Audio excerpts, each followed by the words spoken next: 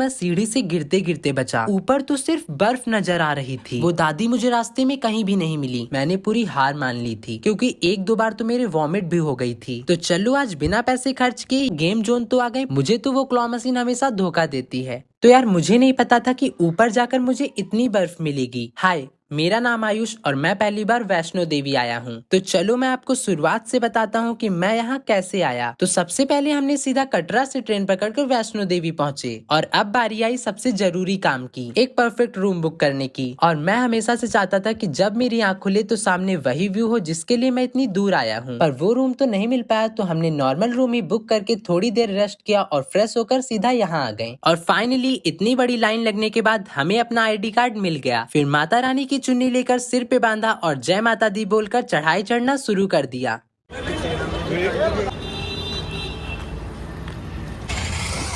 और यार मैंने सुना है कि चढ़ाई काफी मुश्किल होती है, तो इसलिए हमने हैवी ब्रेकफास्ट ना करके सिर्फ एक कप चाय और बिस्किट खाया। वैसे मैं वैष्णो देवी पहली बार आया था, तो मुझे बिल्कुल भी आइडिया नहीं था कि बैग में कितने कपड़े ले जाने हैं। और यार मेरी ट्रिप 5 दिन की थी और मैंने कपड़े पूरे 10 जोड़ी रख लिए। रास्ते में लगेज कैरी कर करके हालत खस्ता हो गई थी। वैसे माता रानी के दरबार तक जाने के लिए हेलीकॉप्टर, गाड़ी और साथ में घोड़े भी हैं, पर मैंने इन सभी लग्जरी चीजों को साइड में रख के माता रानी से मिलने के लिए 12 किलोमीटर का पैदल रास्ता और ये खड़ी सीढ़ियाँ चुनी।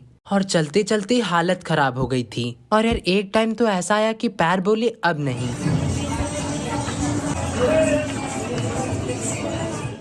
तो हमने चढ़ाई सुबह 5 बजे से शुरू की थी और चढ़ते चढ़ते दोपहर हो गई थी। और आज सूरज भैया ने भी अपनी पूरी हाजिरी लगाई थी। धूप इतनी तेज थी कि गर्मी लगने लगी थी, जिससे मुझे एक बोतल पानी लेना पड़ा। तो हमें माता रानी के दर्शन की इतनी जल्दी थी कि हमने डिसाइड किया कि हम भाग के चढ़ाई चढ़ेंगे। और यार थोड़ी ही देर में हमारी हालत टाई टाई फिस हो गई। लेकिन यार ऊपर जाके चढ़ाई पर जब ये बर्फ दिखी तो सच बोलूं सारी थकान दूर हो गई।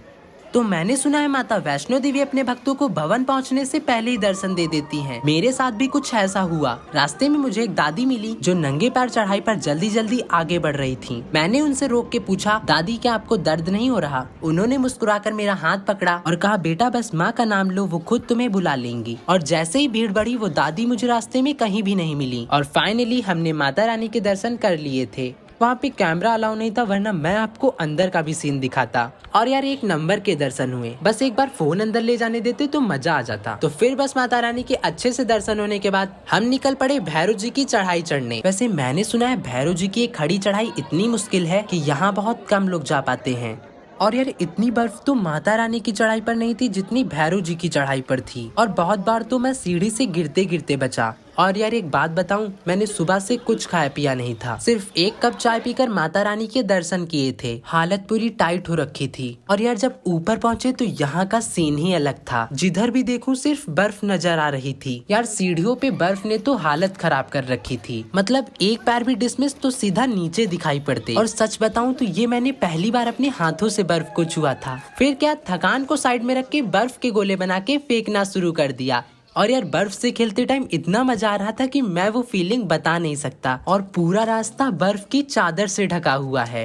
वैसे आपको पता है, लॉकर रूम में सामान रखने के बाद मैंने पूरी हार मान ली थी कि बस भाई अब मुझसे नहीं चढ़ा जाएगा, क्योंकि मेरी हालत काफी बिगड़ गई थी। और यार यही सोचे जा रहा था कि माता रानी के दरबार तक कैसे पहुंचूंगा, क्योंकि एक दो बार तो मेरे वॉमिट भी हो गई थी।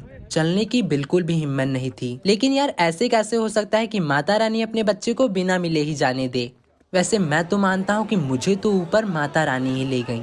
और यार जैसे ही मैया ने अपने दर्शन दिए मेरी सारी थकान दूर हो गई। और फिर मैं भैरव जी की चढ़ाई पर कहीं नहीं रुका। और यार ऊपर का व्यू कुछ ऐसा था कि नीचे जाने का तुम्हारा मन ही ना करता।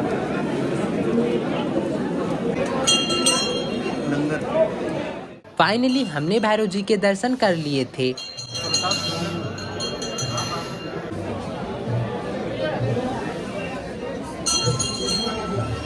यार ऊपर तो सिर्फ बर्फ नजर आ रही थी और नीचे आते टाइम काफी ध्यान देना पड़ रहा था, क्योंकि एक हाथ में प्रसाद और एक में फोन और सीढ़ियों पे ये बर्फ। और यार थोड़ा सा भी ध्यान डिसमिस हुआ तो मैं सीधा नीचे दिखाई पड़ता। वैसे मुझे जहाँ बर्फ मिल रही थी मैं उसे हाथ में लेकर जरूर देखता था। और यार फिर ऐसा हुआ मैं बर्फ तोड़ रहा था और सामने वाले भैया के लग गई। फिर क्या उनसे मुझे सॉरी बोलना पड़ा। लेकिन सबसे ज्यादा गुस्सा तब आता है जब सामने इतना अच्छा व्यू हो और फोन में बैटरी सिर्फ 15% हो। हुआ कुछ ऐसा कि रात में मैं इतना ट्रेन से सफर करते करते थक गया था कि मैं चुपचाप रूम पर पहुंचकर सो गया और फोन को चार्जिंग पे लगाना भूल गया। जब सुबह उठा तब तक सभी लोग रेडी हो गए थे, सिर्फ मैं ही बचा था। फिर क्या पूरी रास्ता बैटरी सेवर लगाकर आप सभी को इतने अच्छे अच्छे व्यू दिखा पाया। लेकिन शाम तक बैटरी सिर्फ 5% बची थी और हम रात में माता रानी के दरबार से 10 बजे उतर के आए। आज का दिन हमने थोड़ा लाइट रखा। अभी हम जा रहे हैं कटरा मार्केट और सबसे पहले वहाँ जाके पेट पूजा करेंगे। चलो जल्दी से इसका नाम कमेंट करो, देखते हैं कितने लोग सही जवाब देते हैं। दोस्तों गेम जोन तो आ गए पर यहाँ के टोकन्स का रेट सुनकर मेरे अंदर का गेमर थोड़ा सो गया। तो चलो आज बिना पैसे खर्च किए यहाँ की वाइब एंजॉय करते हैं। मुफ्त का एंटरटेनमेंट बेस्ट होता है। आपका फेवरेट आर्केड गेम कौन सा है? एयर हॉकी, रेसिंग या वो क्लॉ मशीन जिसमें से सॉफ्ट टॉयज निकलते हैं? मुझे तो वो क्लॉ मशीन हमेशा धोखा देती है। चलो जल्दी से कमेंट में जय माता दी लिखकर वीडियो को लाइक कर देना और मिलते हैं नेक्स्ट वीडियो में। तब तक के लिए बाय बाय।